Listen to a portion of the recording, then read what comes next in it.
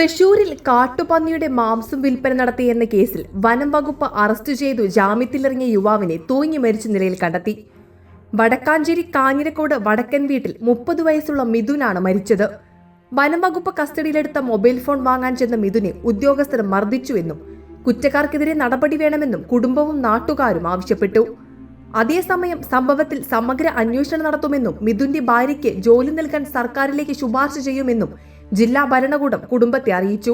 ഇന്ന് രാവിലെ വീടിനു സമീപത്തെ സ്വകാര്യ വ്യക്തിയുടെ പറമ്പിലാണ് തൂങ്ങി മരിച്ച നിലയിൽ മിഥുനെ കണ്ടെത്തിയത്. പന്നിയിറച്ചി വാങ്ങിയെന്ന കേസിൽ വനംവകുപ്പ് അറസ്റ്റ് ചെയ്ത മിഥുന് കഴിഞ്ഞ ദിവസം കോടതി ജാമ്യം അനുവദിച്ചിരുന്നു. പിന്നാലെ വനംവകുപ്പ് കസ്റ്റഡിയിലെടുത്ത മൊബൈൽ ഫോൺ വാങ്ങാൻ ഇന്നലെ പൂങ്ങോട് ഫോറസ്റ്റ് സ്റ്റേഷനിൽ മിഥുനെത്തി. എന്നാൽ രാവിലെ എത്തിയ മിഥുനെ വൈകുന്നേരം വരെ തടഞ്ഞുവെച്ച് മർദ്ദിക്കുകയും ഭീഷണിപ്പെടുത്തിയുമെന്നാണ് കുടുംബത്തിന്റെയും നാട്ടുകാരുടെയും ആരോപണം. അയ്യോ, ഞാൻ ഒരു മോനുണ്ടായിരുന്നതാണ്, അതിനെങ്ങനെ ചെയ്തില്ല അവര്. അയ്യോ, ഫോണ് പോയി എന്ന് പറഞ്ഞ് സങ്കടം, അവരിച്ച് വീട്ടിൽ വരുത്തിയെന്ന് സങ്കടം. എന്തൊക്കെയായിരുന്നു കുട്ടികൾ, 2 കുഞ്ഞുമക്കളെ ഈ അമ്മേനും ഭാര്യനും ഇട്ടിട്ട് അവൻ പോയില്ലേ. അവരെന്താ ചെയ്തതൊന്നും അറിയൂ സാറേ, അവരെന്തോ ഇന്നലെ അവിടെ പോയിട്ട് ചെയ്തതൊന്നും അറിയൂ സാറേ.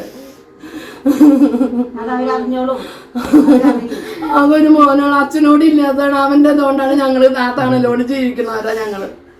ഈ ഓട്ടോറിക്ഷ ഓടിയിട്ട് കിട്ടിയിട്ട് വേണം, അത് ഇന്നലെ ഒരു ഓട്ടം കിട്ടിയിട്ടില്ല. എന്നിട്ട് പറഞ്ഞു മൊബൈലില്ലാത്ത കാരണം ആ സാറുമാർ മേടിച്ച കാരണം ഓട്ടമില്ല ഒന്നുമില്ല എന്ന് പറഞ്ഞിട്ട് ഇന്നലെ നടന്ന് ഇവളെ പിന്നാലെ നടന്ന് കരയായിരുന്നു. വനംവകുപ്പിന്റെ മർദ്ദനത്തിലും സ്ഥിരം മൃഗവേട്ടക്കാരൻ എന്ന രീതിയിൽ വന്ന മാധ്യമ വാർത്തകളിലും മനോവിഷമത്തിൽ മിഥുൻ ഇന്നു പുലർച്ചെ ആത്മഹത്യ ചെയ്തുവെന്നും കുടുംബം ആരോപിക്കുന്നു. മിഥുന്റെ ഭാര്യയ്ക്ക് ജോലി നൽകണമെന്നും ഉദ്യോഗസ്ഥർക്കെതിരെ നടപടി വേണമെന്നും ആവശ്യപ്പെട്ട് മൃതദേഹം നാട്ടുകാർ തടഞ്ഞുവെച്ചു.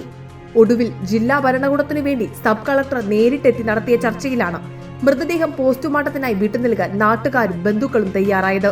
സംഭവത്തിൽ സമഗ്ര അന്വേഷണം നടത്തണമെന്നും മിഥുന്റെ ഭാര്യയ്ക്ക് ജോലി നൽകുന്ന കാര്യം സർക്കാരിലേക്ക് ശുപാർശ ചെയ്യാമെന്നും സബ് കളക്ടർ ഉറപ്പു നൽകിയതോടെയാണ് പ്രതിഷേധം അവസാനിച്ചത്.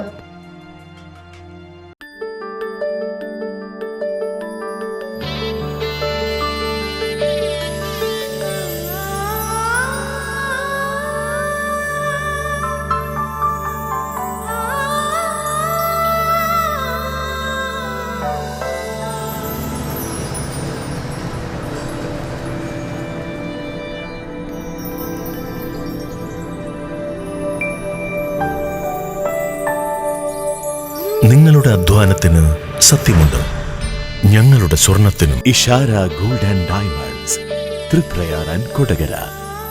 സ്വർണത്തിന്റെ സത്യം.